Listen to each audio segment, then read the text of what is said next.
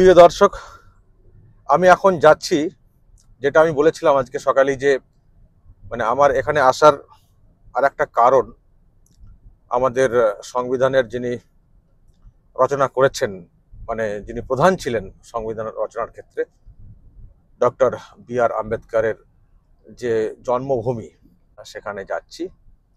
জায়গাটার নাম ছিল মহু। একটা সময় নাম ছিল মহু, কিন্তু এখন নাম পরিবর্তন করে রাখা হয়েছে আম্বেদকর নগর। ভালো, এটা ভালো, অবশ্যই ভালো বলবো। একেবারে বি.আর. আম্বেদকরের নামে নামকরণ করা হয়েছে। তো যাই হোক, নামকরণ তো হয়েছে, তো এখন কি অবস্থা ওখানে সেটা আমি দেখতে যাচ্ছি। আর দেখতে পাচ্ছেন গাড়িতে অনেকে রয়েছেন। আসলে মানে যেখানেই যাব সেখানেই বাঙালি, মানে বাঙালি নেই ভারতের কোনো প্রান্তে, মানে এটা মানে বলা যাবে না। বাঙালি সব জায়গাতেই বাঙালি, যেখানে থাকার কথা নয় দেখি সেখানেও বাঙালি। তো এখানেও এসে ইন্দোরে এক বাঙালি পরিবারের সঙ্গে সাক্ষাৎ হয়ে গেল। তো আমিও যাব বলে ইচ্ছা আগে থেকেই প্রকাশ করেছিলাম। তো ওনারা বলছেন যে আমরাও যাব ওখানে। একেবারে গাড়িতে উঠে পড়েছি, এক গাড়িতে একটা বাঙালি পরিবারের সঙ্গে যাচ্ছি মানে বি.আর. আম্বেদকরের জন্মভূমি দেখতে। তো ওখানে গিয়ে আলাপ করাবো আপনাদের সঙ্গেও। আমি কাছাকাছি পৌঁছে গেছি দর্শক। অনেকটা বলতে মানে ইন্দোর যে মেন যে সিটি, সেখান থেকে আচ্ছা চলে এসছি, কাছাকাছি চলে এসছি দর্শক, চলে এসছি। এই যে দর্শক, এই যে দারুণ দারুণ, দেখুন দর্শক। চলুন দর্শক, নেমে একটু আপনাদেরকে দেখাতে হবে কতটা কি ভিতরে যাওয়া যায়, সেটাও দেখতে হবে। তবে সামনে থেকে দেখছি, এটা একটা বিরাট বিষয় আর কি। দর্শক দেখুন, এখানে অনেকজন মানে এসে আর কি ছবি তুলছেন স্মৃতি ধরে রাখতে। ভীম জন্মভূমি দেখুন দর্শক, ডক্টর বি.আর. আম্বেদকরের মূর্তি, আর এটা হচ্ছে জন্মভূমি, জন্মস্থান। কিন্তু এখানে আসতে পেরে দর্শক, আমি আবারও বলছি, ভীষণ গর্বিত দর্শক। আমি যেটা বলছিলাম যে ইন্দোর থেকে একটা পুরো বাঙালি পরিবারকে পেয়ে গেছি। তারাও এখানে আসছিলেন, আমি আমার ইচ্ছা প্রকাশ করেছিলাম আগেই। তো একসঙ্গে চলে এসেছি আর কি, একই গাড়িতে চলে এসেছি। তো এবার আমি পরিবারটার সঙ্গে একেবারে পরিচয় করিয়ে দেবো। এনারা সব মানে এসছেন আর কি। আপনার নাম? নমস্কার, মানস মিশ্র। মানস মিশ্র। আরামবাগ টিভি দেখেন নাকি? আরামবাগ টিভি দেখি, মাঝে মাঝে দেখতে হয়। হ্যাঁ। তো এই যে এখানে এসছেন, ডক্টর বি.আর. আম্বেদকরের জন্মভূমি দেখতে এসছেন, কেমন লাগছে এখানে এসে? খুবই ভালো লাগছে, গর্বিত অনুভব করছি যে এরকম একটা জায়গায় আসতে পারবো এবং দেখতে পারবো ওনার জন্মভূমিতে। খুবই ভালো লাগছে, খুবই গর্বিত ফিল করছি, একটা আলাদা মেহসুস হচ্ছে নিজেকে। দিদি, এখানে কত বছর আছেন? এখানে 4-5 বছর আছে। 4-5 বছর আছেন। আচ্ছা, এখানে তো ভোট হচ্ছে, আগামীকাল ভোট রয়েছে। আর বাংলাতে তো ভোট দেখেছেন, কি তফাৎ দেখছেন বলুন তো? মানে বাংলার থেকে এখানে অনেক আলাদা। মানে এখানে যে ভোট হয়, কোনো দাঙ্গা মারপিট কোনো কিছু হয়নি, ভালোভাবে ভোট দেওয়া হয়। আমরা যাই, ভোট দিই, তারপরে ঘুরতে যাওয়া, সবকিছুই হয় এখানে। মানে একটা উৎসবের মতো। হ্যাঁ, একটা উৎসবের মতো। ধরুন এই যে আগামীকাল, মানে আনন্দ ফিল করি এখানে আমরা ভোট দিয়ে। আগামীকাল ভোট, আমাদের ওখানে ভোটের আগের দিনে পুলিশ ঘুরবে, মিলিটারি ঘুরবে, মানুষজন বাড়ি থেকে বলবেন যে একদম এই সময় বেরোবি না। মানে এখানে এরকম কিছু না। আজকে আপনারা বেড়াতে বেরিয়ে পড়েছেন, কালকে ভোট। হ্যাঁ, কালকে ভোট, আজকে আমরা বেরোচ্ছি। আমাদের এখানে ভালো লাগে, ভোট মানে আনন্দ। এটাই ভোটের দিনও কি মানুষ ঘুরতে বেরোয় নাকি? হ্যাঁ, ঘুরতে বেরোয়। ভোট দেওয়ার পর অনেক মানুষ ঘুরতে বেরোয়, আমরাও বেরোই। ওই ভয়টা নেই বাংলাতে যেমন? ভয়টা নেই। আপনার বাড়ি কোথায়? বাপের বাড়ি? আমার বাড়ি ঘাটালে। বাপের বাড়ি। আর শ্বশুর বাড়ি? শ্বশুর বাড়ি বাগনানে। বাগনান, ঘাটাল সবই তো ডেঞ্জার এলাকা, মানে ভোটের সময়। হ্যাঁ, ভোটের সময় ওখানে ভয়ে থাকে মানুষ। ভোট দেওয়ার পর ঘরেই থাকতে হয়, বাইরে বেরোনো যায় না, এরকম ব্যাপার হয় আর। মানে এখানে এইসবের কোনো কোনো ব্যাপার না। আপনার নাম? আমার নাম প্রশান্ত মিশ্র। আপনার বাগনানে বাড়ি? বাগনানে বাড়ি। বাগনান কোথায়? বাগনানে নাউল। আচ্ছা, ওকে, চলুন ভিতরে তাহলে যাই আমরা। আপনারা চলুন, আমিও যাই। আচ্ছা দর্শক, একটা বিষয় দেখছি যে যারা আর কি ওই ভিতরে ঢুকবেন, তাদেরকে জুতো খুলে ঢুকতে হবে। অবশ্যই এটা কিন্তু হওয়াই উচিত।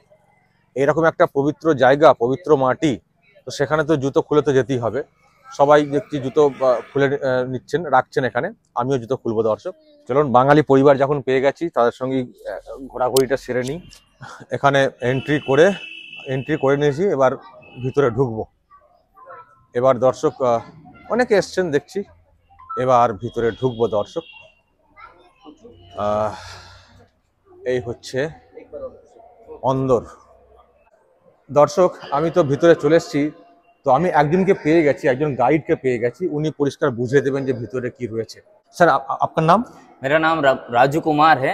जय भीम। यहाँ और का- ये डॉक्टर बाबा साहब अम्बेडकर जी का स्मारक है। इस स्मारक का प्रबंधन करती है डॉक्टर बाबा साहब मेमोरियल सोसाइटी। उस सोसाइटी का मैं मीडिया मैनेजमेंट करता हूँ और यहाँ का प्रबंध कार्यकारिणी सदस्य हूँ। ये कब बना है? सर ये बना है, स्मारक की नींव रखी गई थी 1991 में, जब बाबा साहब अम्बेडकर का 100वां जन्म शताब्दी समारोह यहाँ पे मनाया जा रहा था 14 अप्रैल को। उस समय इस स्मारक की नींव रखी गई थी और वो जो काम शुरू हुआ 14 अप्रैल 1991 को, वो 2008 में 14 अप्रैल को कंप्लीट हुआ। 2008 में। ये जो जगह है, इसी जगह पर डॉक्टर बी आर अम्बेडकर का जन्म हुआ था। ये जो आप स्मारक में के बीचों बीच में, इसी मॉन्यूमेंट की जगह पर ही अम्बेडकर जी का जो है घर यानी वो क्वार्टर हुआ करता था, जो उनके फादर को मिला हुआ था। अच्छा, ये उनके जो कलश फादर, है, ये स्पॉट में अस्थि कलश है बाबा साहब का।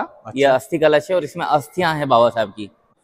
और इसी जगह पर वो घर हुआ करता था, क्वार्टर हुआ करता था, जहां अम्बेडकर जी का जन्म हुआ। उनके फादर मिलिट्री में सूबेदार थे और सूबेदार होने के साथ में इस जगह को काली पलटन कहा जाता है।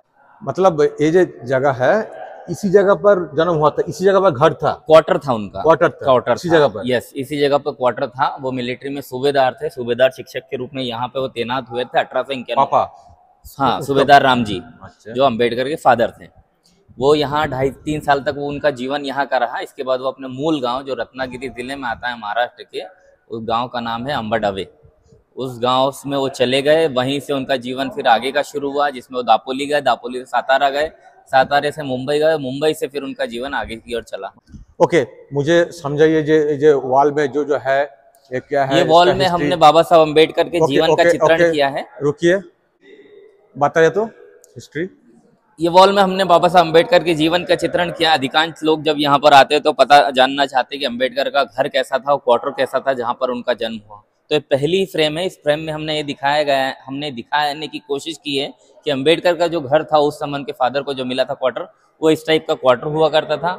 सूबेदार राम जी को उनकी ड्रेस में बताया गया है। माता भीमाबाई उनके साथ में खड़ी हैं और झूले में जो झूल रहे हैं बालक भीमराव को हमने यहाँ पे दिखाया। ये एज ए इमेजिनरी व्यू है कि ये बाबा साहब अम्बेडकर का घर हुआ करता था। ऐसे ही बाबा साहब अम्बेडकर के जीवन के और भी पहलुओं को यहाँ पे उकेरा गया है, जिसमें ये संसद दिखाई गई है और हाथ में उनका त्यागपत्र दिखाया गया है। ये त्यागपत्र इसलिए कि हिंदू कोड बिल और पिछड़ी जातियों को आरक्षण का अधिकार मिले, उसके लिए उन्होंने त्यागपत्र दिया था।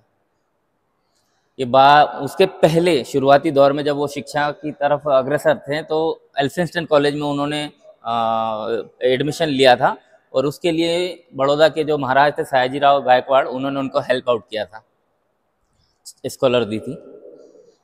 ये 1950 में बाबा साहब ने संविधान दे दिया था, लेकिन उसके बाद भी उनको रिकॉग्निशन नहीं मिला था और एक लंबे अरसे के बाद, मतलब 40 सालों के बाद उनको मरणोपरांत भारत रत्न की उपाधि दी गई।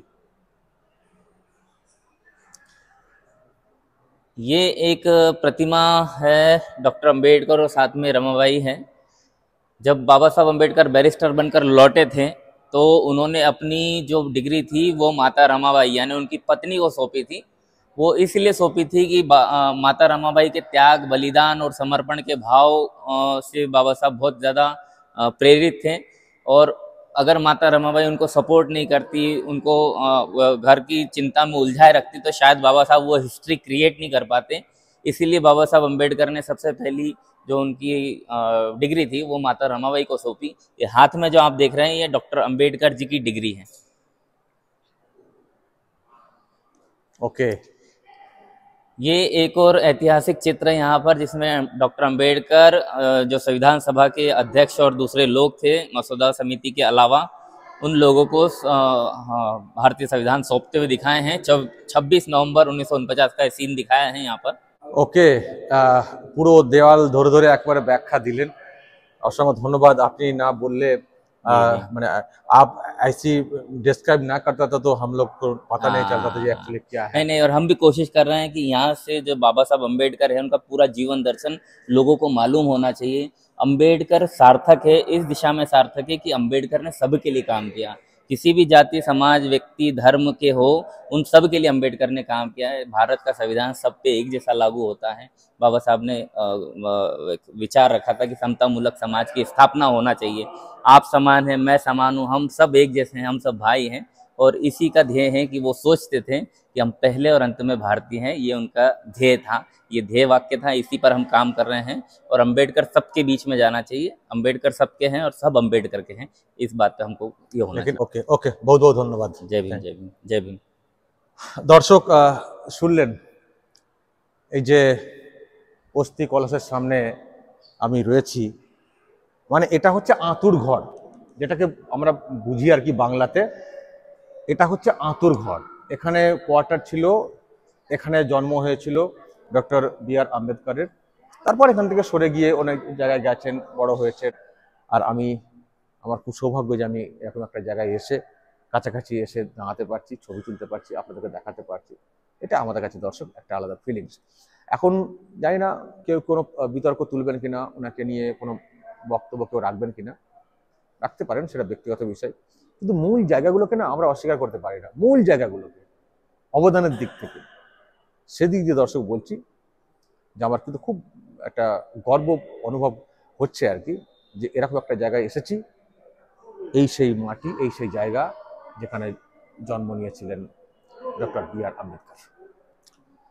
দর্শক কি বলবেন? যদি এইসব নিয়ে আপনাদের কিছু বলার থাকে অবশ্যই বলবেন কমেন্ট বক্সে।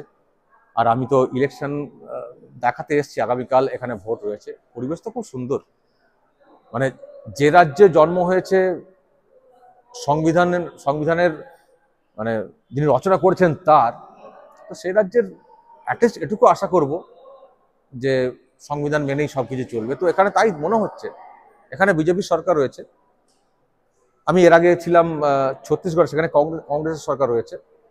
কিন্তু আর যাই হোক, কংগ্রেস হোক বিজেপি হোক, কিন্তু তৃণমূল কংগ্রেসের মতো সরকার আমি কিন্তু কোনো রাজ্যে দেখি না।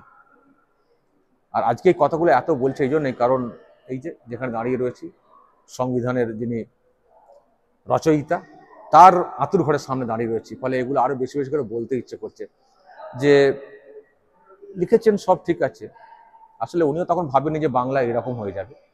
তা না হলে হয়তো আবদার করতাম যে বাংলার জন্য একটু কড়া করে লিখুন, তো কিছু নিয়ম কানুন একটু কড়া করে লিখুন, বলতাম বাংলার জন্য একটু কড়া করে লিখবেন। এ সংবিধান সহজে মানবে না, মানে এই সময়ে সরকারটা এলে মানবে না, একটু কড়া করে লিখুন।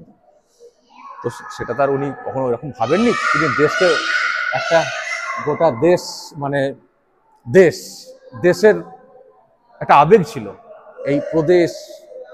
মানে কেউ কখনো বলবেন যে বাংলার সঙ্গে কেন্দ্রের দূরত্ব, বাংলাকে অমক, বাংলা যেন ভারত থেকে আলাদা, এরকম তো কেউ কোনো মন্ত্রী, মুখ্যমন্ত্রী, কোনো দল বলবে সেটা তো কখনো ভাবেননি। তিনি রচনা করেছিলেন একটা দেশ পরিচালনা করার জন্য, একটা অন্য ভাবনা থেকে। কিন্তু দেশের মধ্যে যে আবার একটা আলাদা দেশ তৈরি করার একটা চেষ্টা হবে, একটা সীমারেখা টানার চেষ্টা হবে, এটা তো ভাবেননি। তা না হলে হয়তো পশ্চিমবঙ্গের জন্য হয়তো কিছু ভাবতেন আলাদা করে। দর্শক কি বলবেন? যদি এইসব নিয়ে আপনাদের কিছু বলার থাকে অবশ্যই বলবেন কমেন্ট বক্সে, নজর রাখবেন।